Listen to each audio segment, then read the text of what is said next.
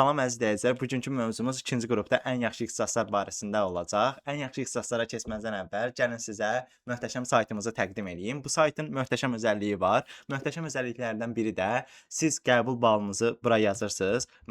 Qəbul balından kastım bu il yığdığınız bala. Məsələn, siz 400 bal yığmısınız. Burada gəlib ikinci qrupu seçirsiniz. Bir dənə də adını seçdik. İxtisas da olsun marketinq. Bu sayt sizə marketinqin balı neçə olacaq onu göstərir. Təxmin edilən bal 371. Deyə bilərsiniz ki, siz bu saytı necə yaratmısınız? Yəni necə olur ki, bu balları təxmin eləyir? Bunun da əsas səbəbi odur ki, bu sayt DİM-in statistikalarına əsasən işini görür. Biz 7 ilin statistikalarını bura yükləmişik və bu sayt vasitəsilə siz təxmin edilən balı görə bilərsiniz. Amma bu sayt test mərhələsindədir. DİM-in sonuncu statistikası çıxdıqdan sonra tamamən düzgün balları göstəriləcək. Sizə də əmin edə bilərəm ki, o ixtisas seçən müəllimlərdən daha yüksək bir sayt olacaq. Gəlin keçək indi ikinci qrupda ən yaxşı ixtisaslar barəsində danışaq. Onun üçün saytımıza ən yaxşı ixtisaslar bölməsinə girdikdən sonra ikinci qrupu seçirik və qarşımıza belə möhtəşəm pəncərə çıxır. Burada ikinci qrupda ən yaxşı ixtisaslar barəsində məlumatları görə bilərsiniz. Biz burada keçid ballarına, maaşlara və bu ixtisası seçdikdə nə ola bilərsiniz, o barədə danışmışıq. Çalışmışıq ki, sizə faydalı olaq. Deməli, maliyyə. Maliyyə ixtisası bildiyiniz kimi şirkətin gəlirləri və yaxud çıxarları olur. Maliyyə bunu analiz eləyir və proqnoz verir. Necə proqnoz verir? Maliyyə çalışır ki, şirkətin batdığını və yaxud da şirkətin gələcəkdə çox gözəl pul qazandığını əvvəlcədən proqnoz vermək. Bunu da ki, gəlirlərə və çıxarlara baxaraq eləyir. Maliyyəni seçdikdən sonra siz asanlıqla Azərbaycanda olan bütün banklarda işləyə bilərsiniz. Kapital Bank, Paşa Bank, ABB və dövlət qurumlarda, Vergilər Nazirliyi və ümumiyyətlə bütün pul olan yerlərdə işləyə bilərsiniz. Əsasən də dövlət qurumlarında. Maliyyədə də həmçinin vakansiyalar çoxdur. Yəni siz asanlıqla vakansiya tapa bilərsiniz. Deməli, harda oxumaq olar? Burada göstəricilər əsasən pullu nəticəyə əsaslanır. Siz bizim keçid ballarından istifadə edib keçid ballarına asanlıqla da baxa bilərsiniz. Bunu qoydum bir yana. Bir çox iş imkanları var maliyyə üçün. Məsələn, maliyyə analitiki. Maliyyə analitiki neynir? Şirkətin maliyyə göstəriciləri onun qabağına qoyurlar və bu maliyyə göstəricilərinə baxır, büdcəni proqnoz eləyir və bunu rəhbərliyə verir. Necə verir? Atıram, şirkət bu ay 500 qazanıbsa və 300 xərcləyibsə, bunu bir növ qrafikli və yaxud da ki, Excel-də hazırlayır. Excel BL hesabatları. Burada BL hesabatları qrafik interfeys kimidir də. Məsələn, şirkət 500 manat qazanıb, 300 manat da itirib. Bu rapor eləyir rəhbərliyə. Məsələn, deyir ki, bu gedişlə şirkət bata bilər və yaxud da şirkət çox gözəl qazanclar əldə edə bilər. İnvestisiya mütəxəssisi isə maliyyə hər hansı bir yerə investisiya eləməyə kömək eləyir. O bazarları Məsələn, indi kriptovalyuta çox məşhurdur da. Baxır Bitcoin haçan düşüb, haçan qalxıb, haçan qalxa bilər, haçan düşə bilər falan. Ona uyğun bir investisiya eləyir. Təkcə kriptovalyuta yox, müxtəlif şeylərə. Kredit risk analizi. Bu isə biraz maliyyədən kənar görünə bilər, amma ki, siz maliyyəni bitirdikdə kredit risk analitiki rahatlıqla işləyə bilərsiniz. Necə? Hər bir kredit istəyən şəxsin müəyyən bir datası olur da. Məsələn, bu krediti gecikdirib, bu krediti vaxtında ödəyibmi? Bu kredit risk analitiki buna baxır. Müştəriyə bir skor tətbiq eləyir 100 üzərindən. Məsələn, 80% bu kredit alan adam krediti ödəyəcək. Başa düşdünüz necə? Və o skora uyğun kredit verir. Bu da xəzinədardır, trejə mütəxəssis. Şirkətin pul axınına baxır və valyuta riskini idarə eləyir. Yəni asanlıqla siz xəzinədar olaraq da işləyə bilərsiniz. Piyasada, amma maliyyə deyil. İqtisadiyyat əsasən nəzəri bir sahədir. İqtisadi göstəricilər olur. Məsələn, ümumi işsizlik faizi, hansısa məhsulun nə qədər satılması, işsizlik falan. Bunu götürür analiz eləyir və hər hansı bir şirkətdə və yaxud dövlət qurumunda işləyirsə, bu nəticələri onlara göstərir. Deyir ki, biz filan şey eləsək, bizim gəlirlərimiz yüksələ bilər və yaxud da inflyasiya azala bilər. Ümumiyyətlə biznes qərarları verən bir sahədir. Harada oxumaq olar? Yəni Azərbaycanda bir çox universitetlər iqtisadiyyat ixtisasını tədris eləyir. Harada işləmək olar? Çox-çox geniş sahələrdə. Azərbaycanda bütün banklarda, Maliyyə Nazirliyində statistika komitəsi var orada. Başlanğıc səviyyədə maaş 700-1300 manat arası dəyişir. Ümumiyyətlə iş imkanları nədir? İqtisadi analitik.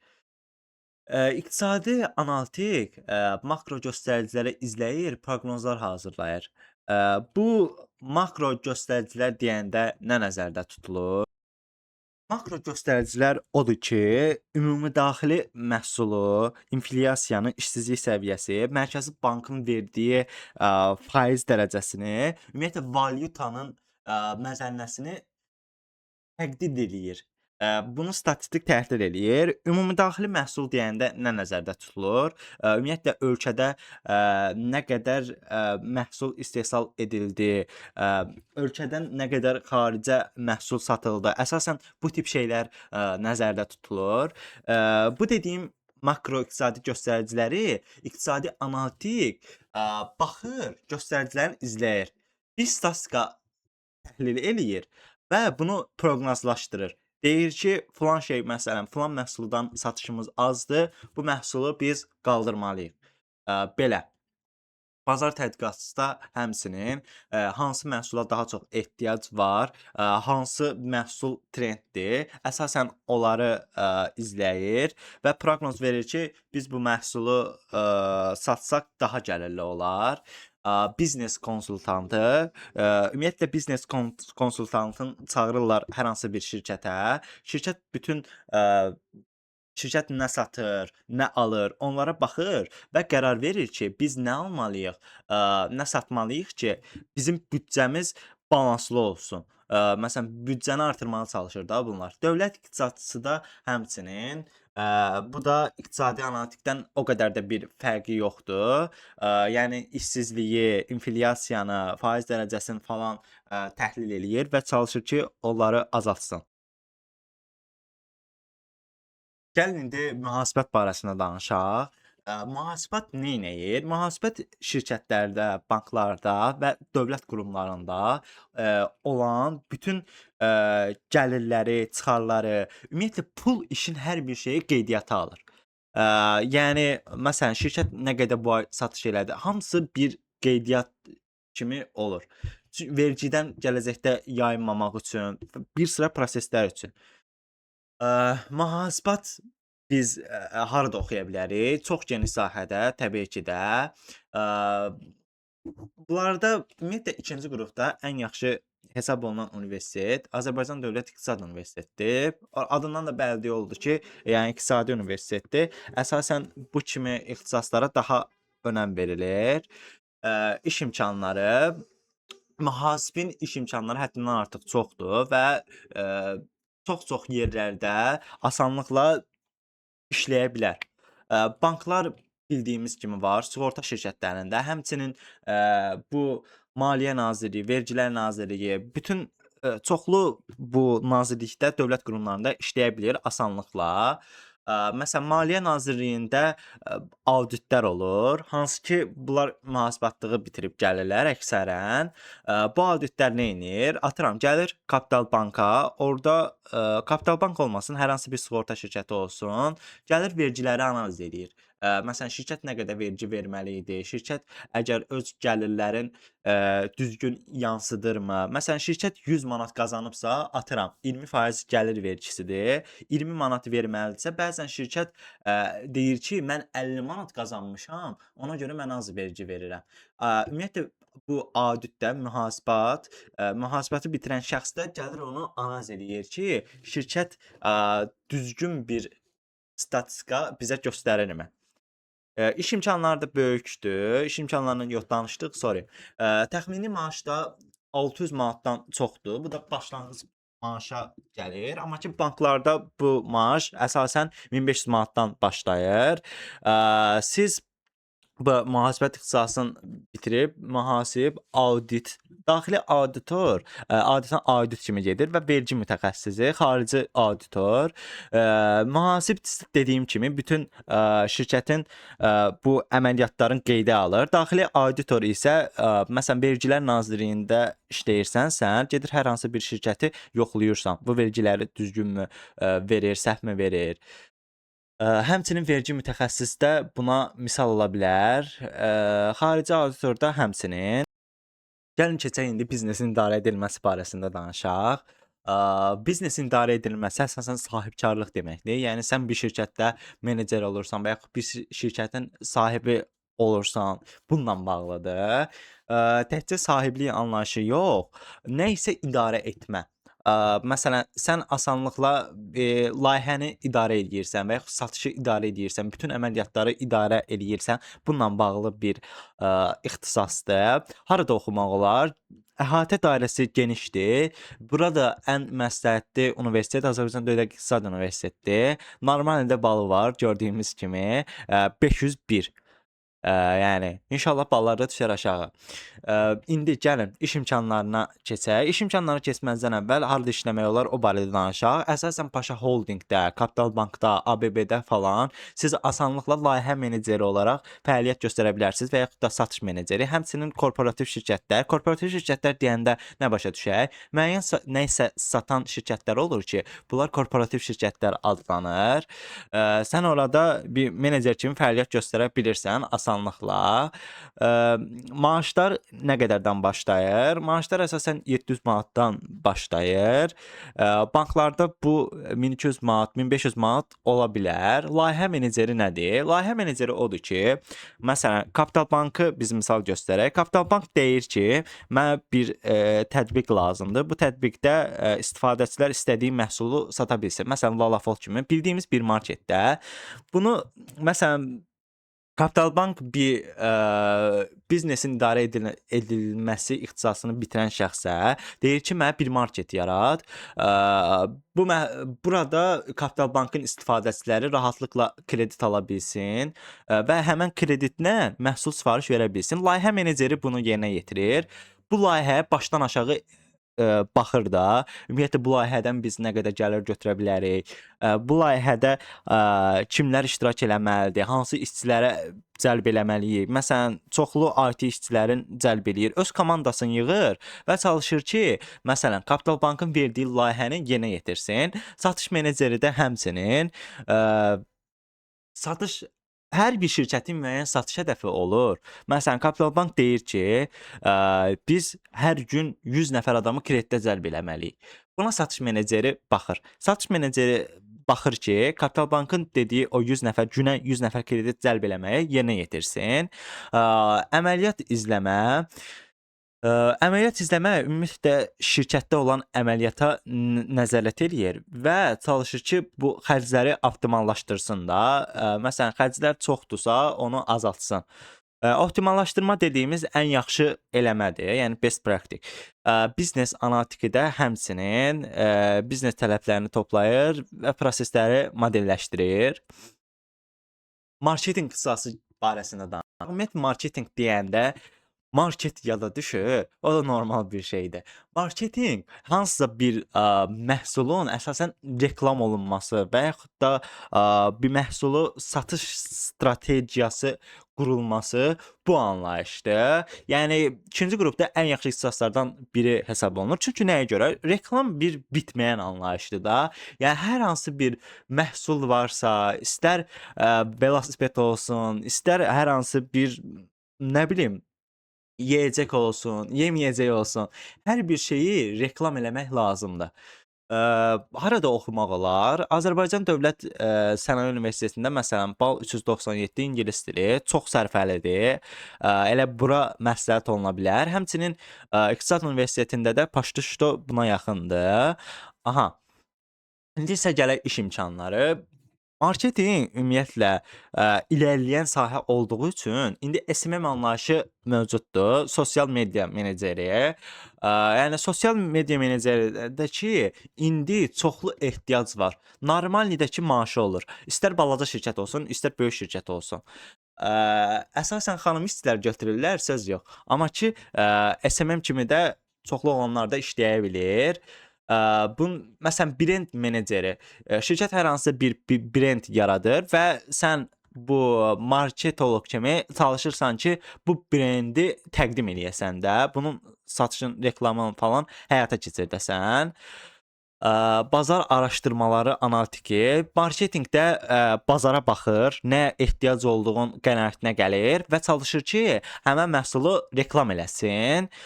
Aha, indi isə üstünlükləri barəsində danışaq. Bir çox yerdə siz asanlıqla işləyə bilərsiniz. Rəqəmsal marketinq mütəxəssisi. Yəni indi məncə bundan danışmağa o qədər də ehtiyac yoxdur. Bu konkret nədir? Atıram, mənim bir saytım var, qəbul.ai.az. Elə mən sizə bunu bir, təqdim eləməyim özü bir, marketinq mütəxəssisliyi kimidir. Yəni mənim bir məhsulum var, qəbul.ai.az. Mən sizə bunu təqdim eləyirəm. Deyirəm ki, baxın da uşaqlar, bu saytımız çox əladır falan.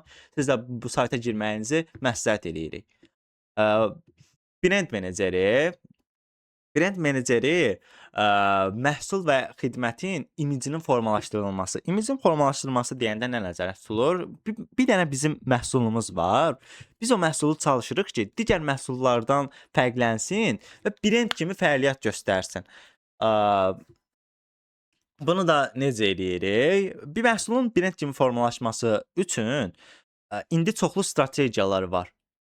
Bu strategiyalarında, hər şirkətin fərqli strategiyalarda olduğu üçün, tam bir standart strategiya yoxdur. Bazar araşdırma analitiki, indi isə gəlin bu barəsində danışaq. Ümumiyyətlə biz bir müştəriyik də. Məsələn, mən sizə bu saytı təqdim eləyirəm. Deyirəm ki, əziz YouTube izləyiciləri, bizim bu sayt var. Bu sayta siz baxın. Necə bir saytdır? Mən neynədim? Bazar araşdırma analitiki. Yəni, bir yoxlama tələb elədim sizdən. Araşdırma tələb elədim ki, baxın görüm ki, bu sayt necədir? Biz burada nə artılar eləyə bilərik? Məsələn, sorğu keçirtdim. Sayta indi bizim sayta da nə qədər müştəri girdi, o barədə baxdım, araşdırdım. Belə deyə bilərik. Ümumiyyətlə PR kommunikasiya mütəxəssisi nə deməkdir? Şirkətin media və ictimaiyyətlə əlaqələrin tənzimlənməsi. Bu əsasən Azərbaycana aid bir şey deyil. Çünki Azərbaycanda siz görə bilməzsiniz ki, asan-asan, hər hansı bir media qurumu şirkəti istəsin də. Yəni bu əsasən xaricə aid olan bir şeydir. Seçdim məsələn adınusunu, ixtisasda marketinqi seçdim. İxtisası əlavə elədim. Sonra gəldim yenə ikinci qrup, adınusu, bu səfər iqtisadiyyat ixtisasını seçdim. İndi isə gəlin başqa bir ixtisası əlavə eləyək. Azərbaycan Texniki Universiteti. Burada da maliyyəni eyni zamanda əlavə elədik. İndi gəlin dünyanın ən gözəl universiteti Bakı Dövləti seçək. Burada da maliyyəni seçdik. Bu simulyasiya teması nədir? Siz necə BİM-in saytında ixtisaslaşdırırsınızsa, bizim saytda da bu mövcuddur. Yəni siz, yığdığınız balı nəzərən hara düşə bilərsiniz, onu göstərir də asanlıqla. Məsələn, indi mən seçdim maliyyə. Hamısını hesabladım. Baxın, mən birinci yerə marketinq yazmışdım Adnusuda. 91%dir mənim ora düşməyim. Yəni, mən birinci yerdə ixtisas seçimində marketinqi yazsam sırası düşəcəm. İqtisadiyyat. İqtisadiyyata düşmə faizim 62%dir. Təxmin edilən bal 433-dür. İqtisadiyyatın balı 433 olacaq deyə bilərik. Maliyyə Texniki Universitetində biz asanlıqla düşə bilərik. Maliyyə amma Bakı Dövlətə biz düşə bilməyəcəyik. Çünki təxmin edilən bal 459 olacaq. Bizim də balımız ora çatmayacaq.